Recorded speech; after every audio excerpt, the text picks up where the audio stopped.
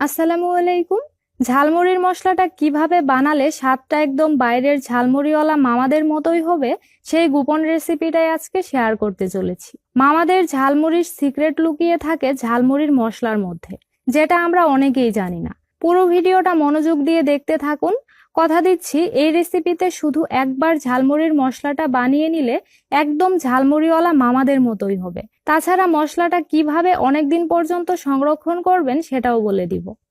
তাহলে ঝালমুড়ির মশলার জন্য প্রথমেই নিয়ে নিচ্ছি 1 টেবিল চামচ হলুদের গুঁড়া, 1 টেবিল চামচ মরিচের গুঁড়া, 1 টেবিল চামচ ধনিয়ার গুঁড়া, 1 চা চামচ ভাজা জিরার গুঁড়া, আর লবণ দিয়ে দিচ্ছি 1 চা চামচ বা স্বাদ মতো।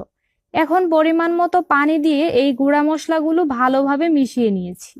এভাবে আগে থেকেই পানি দিয়ে মশলাটা মিশিয়ে নিলে তেলে দেওয়ার সময় পুড়ে যাবে না